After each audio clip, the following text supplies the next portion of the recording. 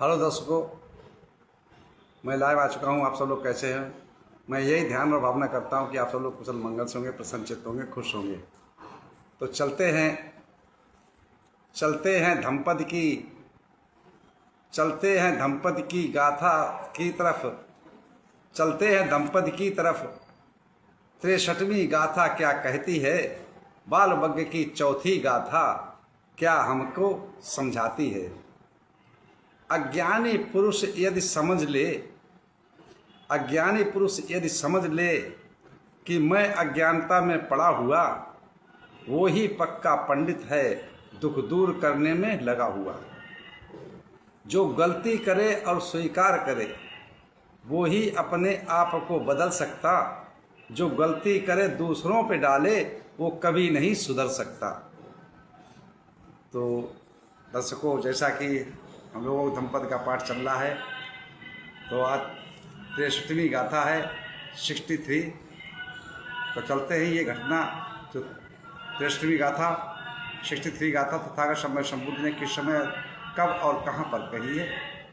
तो ये संक्षेप में साथ तो मैं पद्य के माध्यम से समझा गया, नहीं तो समझाता हूँ। एक समय ऐसा मैंने सुना, एवं में सुतंग एकं समयं भगवा सावधियं विहरति जेतवने अनाथ पिंडिकस्य आरामे। ऐसा मैंने सुना, एक समय तथागत सम्यक संबुद्ध श्रावस्ती के अनाथ पिंडक द्वारा बनाए हुए जेतवनाराम में विहर रहे थे। उस समय की ये वाक्या है, घटना है।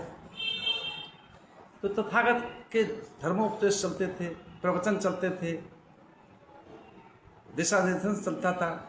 उसमें बहुत से लोग हजारों संख्या में आते थे सुनने के लिए, जुड़ने के लिए, भगवान के धर्म को जानने के लिए और उस पर चलने के लिए आरूढ़ होते थे। तो उसमें बहुत से लोग आते थे, धनी भी आते, निर्धन भी आते, धनी भी आते, निर्धन भी आते, रोगी भी आते और निरोगी भी आते। धनी भी आते, निर्धन भी आते और रोगी भी आते, निरोगी भी आते, ज्ञानी भी आते, अज्ञानी भी आते, व्यभिचारी भी आते और सदाचारी भी आते, शरीफ भी आते और चोर भी आते, शरीफ भी आते और चोर भी आते, सदाचारी भी आते और दुराचारी भी आते। हर तरीके के व्यक्ति भगवान बुद्ध की देशना सुनने के लिए आते थे। तो ऐसे ही जो दो चोर थे, जेब काट, है ना, तो वो भी पहुंचते, उनको ऐसे ही मौका चाहिए, भीड़ भाड़ वाला। तो उपासकों को भीड़ लगती थी। तो दो चोर वहीं पे जेतवन बुद्ध विहार में गए और विहार में जाकर के उपासकों में बैठ गए।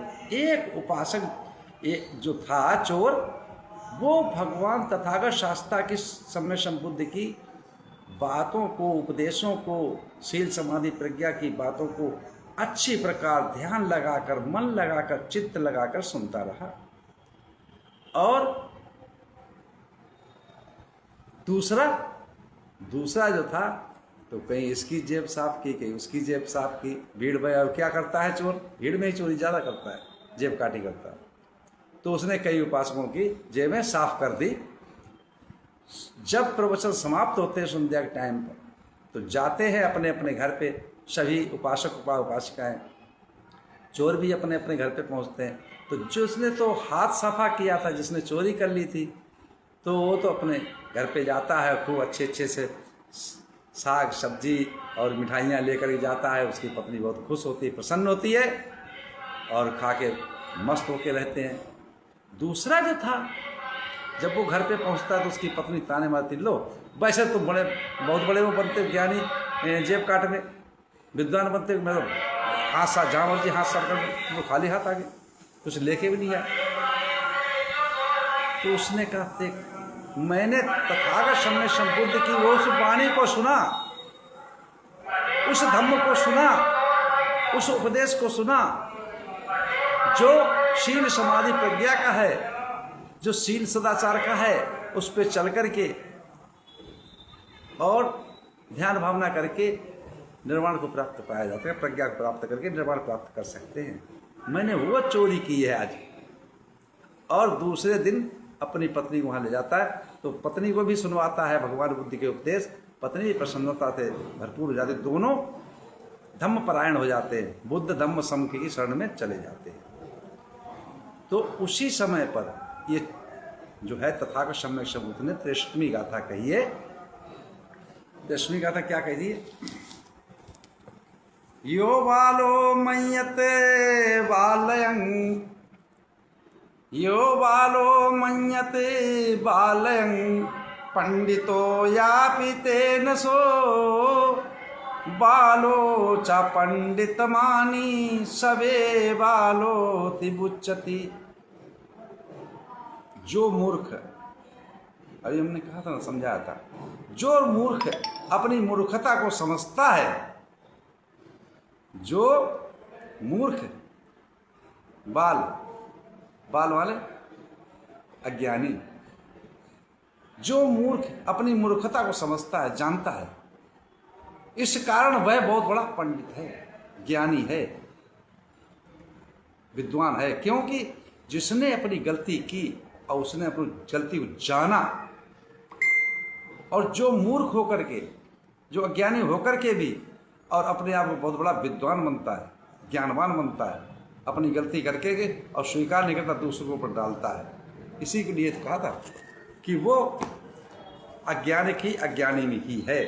जैसे इसीलिए हमने कहा था, जो गलती करे दूसरों, जो गलती करे और स्वीकार ना करे, वो अपने आप को नहीं बदल सकता है, और जो गलती करे स्वीकार कर ले, वो अपने आप को बदल सकता है। इसी के साथ मैं अपनी वाणी विराम देता हूँ। आप सब लोगों को मंगल हो, कल्याण हो, सुखी जीवन हो, निरोगी काया हो, दुख दूर हो जाए, सुख से वास करो, हमेशा प्रसन्नचित्त रहो। आप सब लोगों को मंगल हो, मंगल हो, मंगल हो।